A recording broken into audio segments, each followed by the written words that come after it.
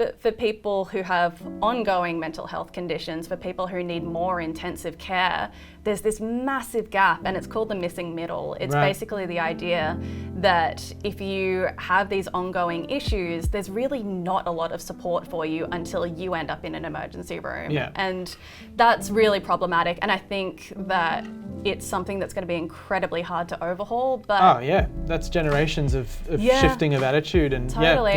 yeah. But there's a very strong argument to say that we should be there in the middle, wrapping around people and allowing them to live the most successful, fulfilling lives that they possibly can before they end up in terrible situations. Yeah, I couldn't agree more. Yeah. Yeah. And that I saw it on your Insta, a big pile of books. Yeah. Where is that? That's going to Booktopia. Yeah. So apparently it increases the sales if there are autographs on the books. Oh yeah. But I'm also like, so you, surely actually you signing all of yeah, those? I signed like 300 copies, but I'm like, I don't know if anybody would want these, like just scribbling in a book and depreciating the value of them. That's how I feel about it. Nah, give yourself a little more credit than that. Yeah, well, look, if anybody wants a signed copy, then so. Hey Elfy. Hi. Welcome to Happy Mag. Thank you so much for having me. Our pleasure. So we're here primarily today to talk about Elfy's new book, The One Thing We've Never Spoken About. It's a phenomenal literary piece and such a gift, especially when someone is so open and willing to share the personal aspect of an experience. And I can't wait to dive into it.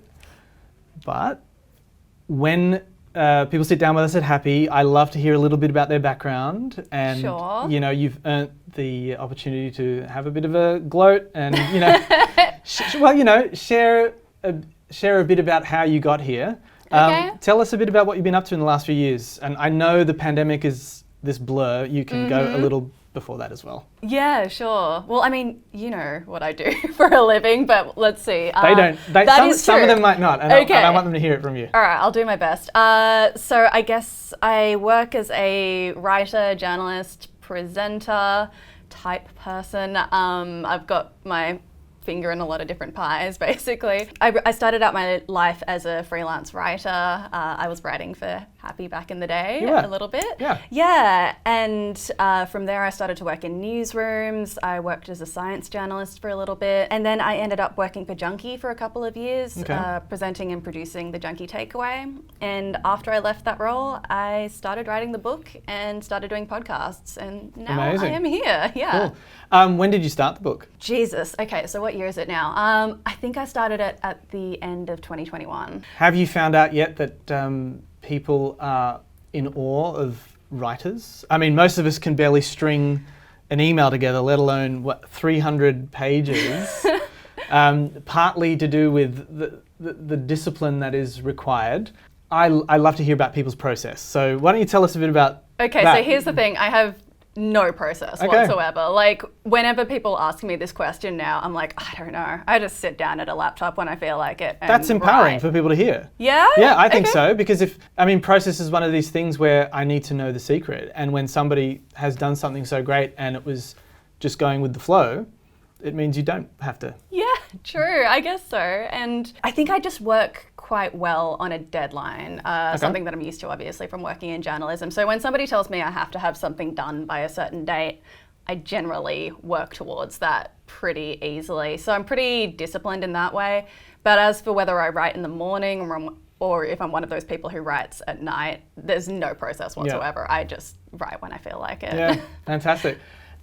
Did you know it was going to be published, like going into it? Yeah, I actually did. I was lucky. I have an agent and she was really supportive of the project, which was fantastic. And so going in, I started speaking to publishers, and I didn't actually start writing or researching the book until I knew that there was a reason to be doing that. Not everybody has that.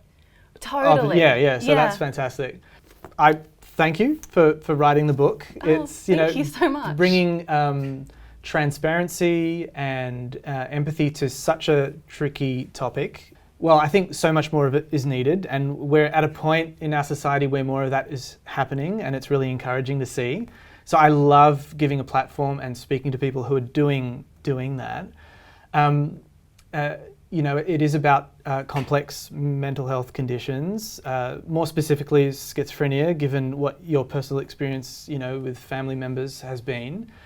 And of course, when there is stigma, sometimes we don't even know that it's there. Yeah. And so we require a light to be shone on that so that, we pull it out of ourselves and our internal dialogue and we go, oh, fuck, I actually do have some dark corners and unclarity, yeah?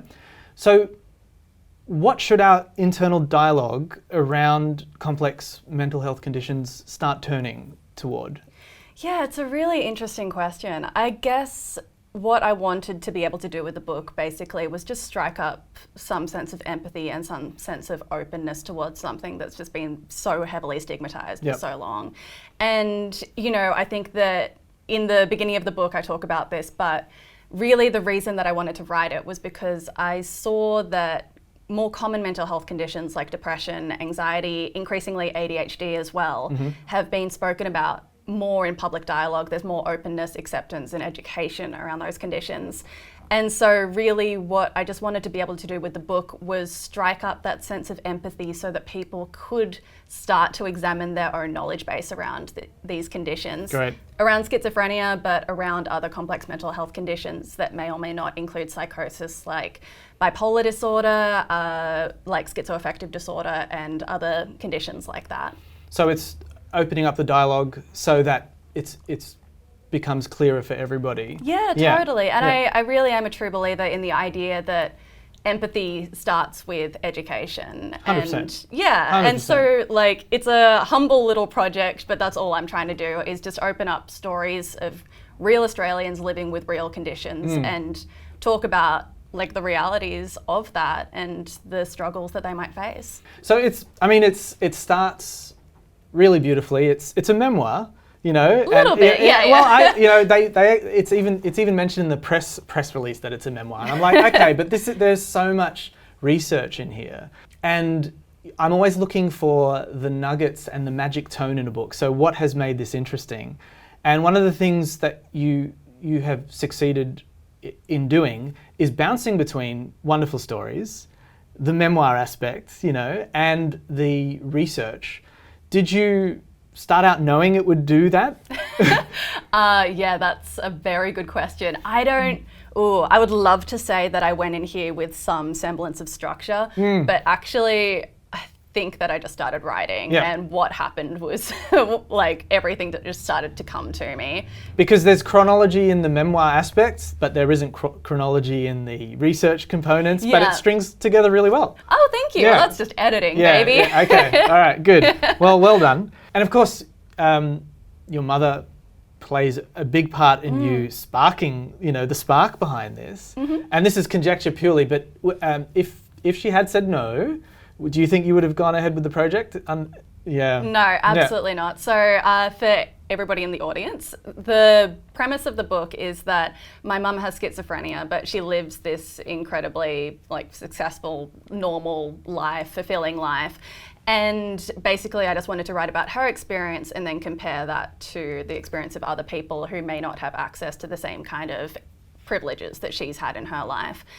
Anyway, I started the process by speaking to my family first because I just knew that we're all too close for me to do it without permission. I never would have done that anyway. That just feels wrong to me, and there's nothing in the book that hasn't been approved by the people who I've spoken to as well.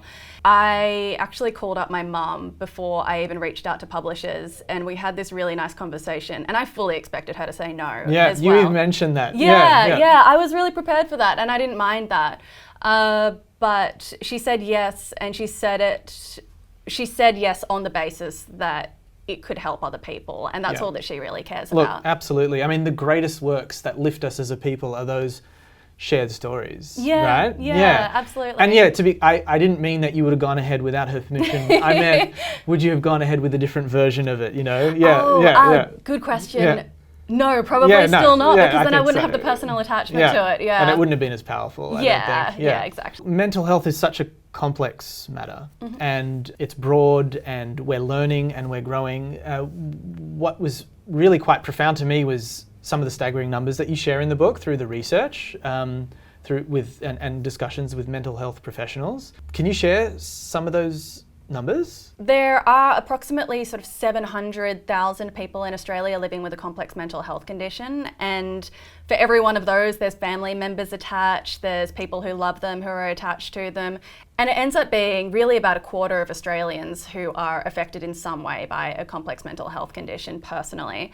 So yeah, it really is this staggering amount of people, and it's something that I really noticed once I started doing the research as well and having conversations with people who knew I was writing the book, because inevitably that happens at parties and gatherings and things like that, and they would say, you know, oh, my uncle has schizophrenia, or my brother has schizophrenia, people who I've known forever, and I just didn't know that that was their experience. So it's pretty incredible how many people are affected by these conditions once you scratch the surface past that stigma a little bit.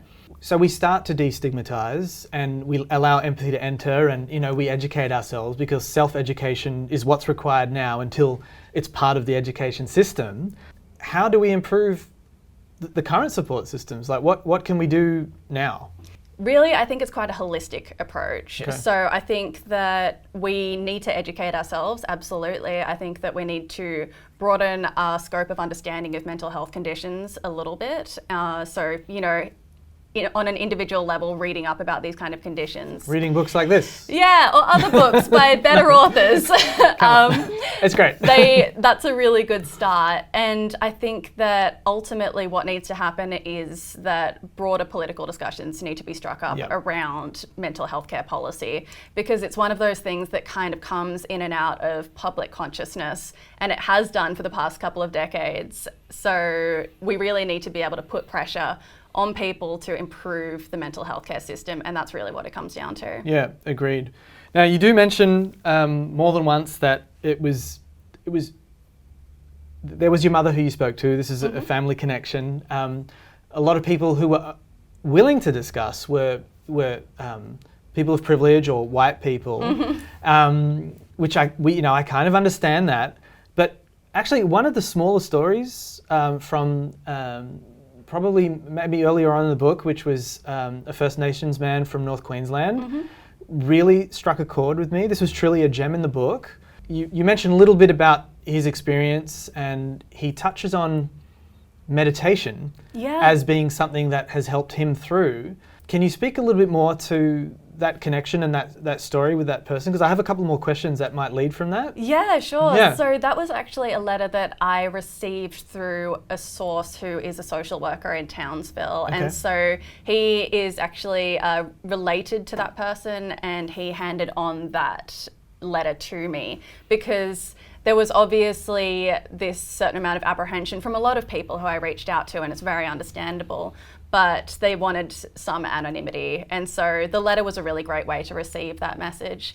And yeah, I think he had some really fascinating points to talk about in terms of how mental health conditions are stigmatized in, broader Anglo-Australia as opposed to in different cultures, because mental health stigma really does vary in its shape and form and its severity across different cultures. So I thought that was really interesting what he had to say, and it does kind of lead me to thinking more about how mental health stigma is so deeply attached to capitalism and ideas of productivity as well. Yeah, wow. Yeah, so I think that that's kind of what he was touching on there. And he had I really liked what he had to say about how he was taking care of himself, because a person's definition of recovery can vary from individual to individual. So I thought that was really fantastic from him. There is schizophrenia in my extended family, and it's on my partner's side. So we've seen stories and understood the effect that it can have on the greater family. And the individual that comes to mind is someone who's gone through it and come out the other side, and mental well-being and awareness and their place in the world seems to have taken the place of the areas that were troubling. And hearing someone move into meditation and being part of a First Nations culture where it wasn't so stigmatized was really interesting. It's an area that I think should be explored more. Totally. I start to point my finger at, loosely, point my finger at Western medicine and labeling being an issue, you know? And Yes. Well, this is a really multifaceted It is. discussion. It's We could talk massive. about this No, for I hours. know. Yeah, I know. Yeah. And there are there's some incredible research around how people define themselves with mental health conditions, the medicalization of mental health conditions, and how people are sort of wanting to draw away from that because they feel they've been mistreated by the mental health care industry. All of those things are very legitimate, and these are stories that can go on forever. Yeah, I know. But yeah, it's a really fascinating discussion, and I think that absolutely, like, whatever works for your relative, and like, that's absolutely fantastic. And I do think that mindfulness and meditation are incredibly powerful tools. One of the chapters that was really fascinating is also a wonderful metaphor, which is the ambulance at the bottom of the hill. Yes, This is the name of the chapter. There's a lot in there. I read it and I felt sad and also proud of where we are as people. Because the ambulance is there, right? Yeah, true. But there are just gaps in our system, in our process. And I know this isn't a question, this is more of a comment. It feels like we have pieces of the puzzle, but in the wrong order. Yeah, I think that's a really good way to put it, actually, yeah. So for the audience, the metaphor is the ambulance at the bottom of the hill or the cliff, and Sorry, it basically, cliff, either or, doesn't matter. And it basically means that the help is there, but only if you jump, essentially. And it's talking about how our mental health care system is so geared towards dealing with emergencies, although arguably not even that really, to some extent, because they're so deeply under-resourced and underfunded. Yeah. Besides the point.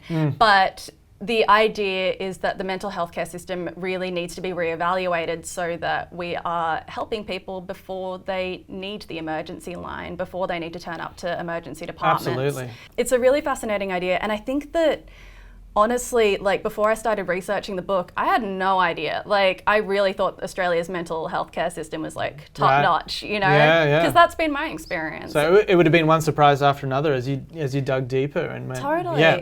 Because, you know, I've had depression in the past, I've had anxiety in the past, and always when you experience those common mental health conditions, or rather most of the time, at least theoretically, you can turn up to your GP and you can say, hey, I need a mental health care plan, and they'll give you those 10 sessions that are subsidized now. And that's fantastic, and that's always really helped me.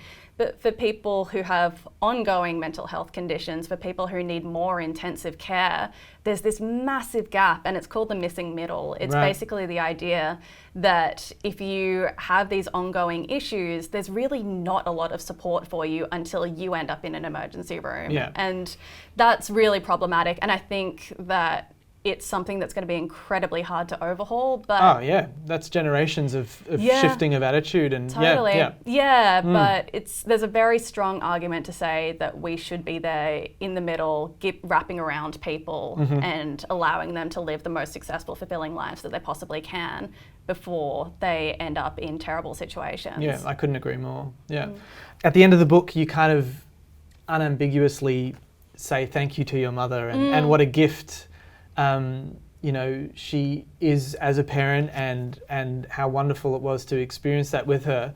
I don't know if you can speak to that, and it isn't really a question, but isn't it interesting when challenges are also gifts? Yeah, absolutely. And I think that, you know, that's something that I learnt about so many people who live with first-hand experience of mental health, for people who work on the front lines of mental health care, that they are not fantastic people despite, they are fantastic people because. Isn't that amazing? Yeah, and their experiences really enrich their empathy towards other people. They're incredibly conscientious. Everybody who I spoke to for the book was just like stunningly nice. Amazing. And, you know, my mum, it was so special to be able to hear about things that I had never known before, details I had never understood, and put the pieces of the puzzle together. And I think that I am incredibly lucky to have her. Yeah. Wonderful. Well, thanks again for joining us. Thank you. Before you leave, I have a gift. Oh God. Happy without a prezi. So, oh my God. This is a tote with a bunch of mags. What a treat. Thank you so much. And I love making people choose. because it's funny and fun. I have two great books. Okay. I've only read one of them. I won't tell you which one. Antoinette Lattouf, I think you will at some point get to know really well if you don't already know. So I already own that one. okay, Yes. so then it's this. Thank you so much. It's wonderful. Yeah. Oh, that's brilliant. I haven't got this, so Yeah. I really appreciate Yeah, that. cool. Enjoy. Thank you so much. Our and pleasure. Thank you for inviting me. Thank you. Cheers, Elfie. Yeah. To completely swap out the lenses through which we see mental health will be a long, drawn-out process, including sweeping change at every level of how we learn and interact with people living with these conditions. It means changing how we learn about mental health conditions in schools, altering mental health messaging in posters and mental health campaigns on TV, and altering policies to reflect what we know about why complex mental health conditions occur and what exacerbates a person's symptoms.